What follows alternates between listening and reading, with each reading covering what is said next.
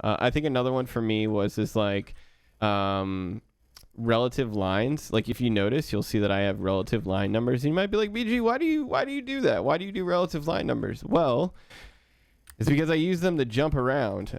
And for me, at least, it makes more sense to do like 7 up or like 7 down instead of like, just keep it all 1. I think I just like that better, knowing that my 1 is basically where my cursor is, right? And so you'll see that like 1 is always shifted depending on where my cursor is. But if then I'm like, okay, 9 down, beautiful, right?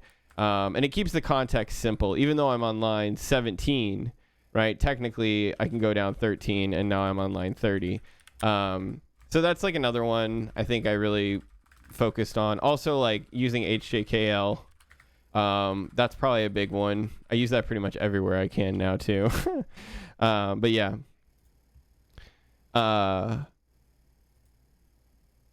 This music is nice. What playlist are we rocking today? I made a playlist off of a song called Go Back here. I'll give you the link. Yo, what's up, AJ? How's it going, buddy? The real question is, how can I connect Quirk with my LinkedIn network? Bro, don't worry. At one point, Quirk will be connected to everything. How's it going, dude? Shout out to AJ, by the way. How you doing, man?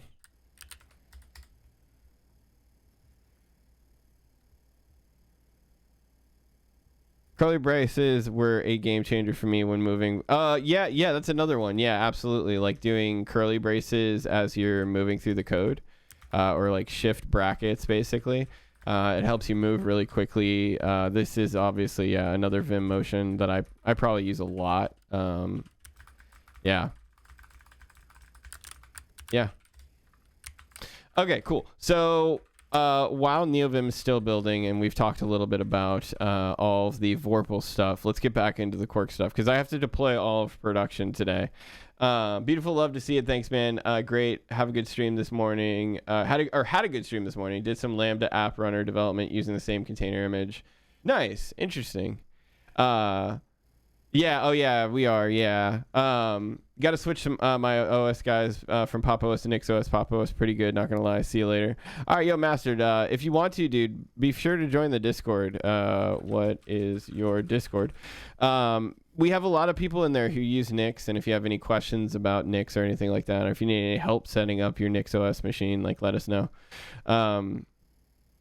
But yeah, no, I'm building NeoVim from scratch because I manage all of my configuration of NeoVim with Nix. So one of the cool things about my NeoVim environment, or whatever you want to call it, is that it's actually a plugin. So you can install my configuration as a plugin, and then you can install other plugins with that as well. I don't know how many people do that. That's just something I enjoy doing. And so basically, if you use this repo as a plugin, and then you also run this whole thing, and then install everything else, right? Then you'll have my whole setup, and it's like well documented. You go through the whole thing, you eventually have everything set up and installed the way that you need. You have my whole setup, right? However, because I also use Nix, Nix actually builds, and the way I build NeoVim with Nix is I override Nix or NeoVim's build steps, so that it actually injects the packages, the shell environments, the binaries, like everything for me, so that if you really wanted to, you could just do Nix run and then my GitHub repo with NeoVim as the profile, like this, and you'll run my NeoVim on your machine. And so this is why it's building. This is because it's going through building all the LSPs and everything for the specific architecture.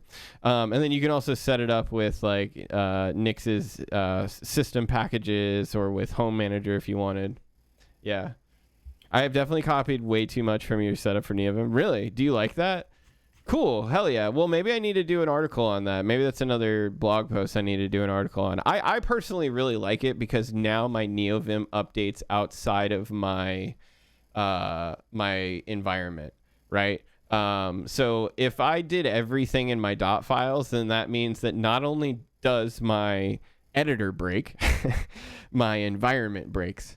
Right. And you might be like, oh, well, it's broken at the end of the day. Right. Well, no, not technically. If I can still use my editor, I'm still limping, man. You know what I mean? Like, I can still fix things, but if my editor is broken and my shell is broken, then it's like, at that point, you're basically just going into root and hoping to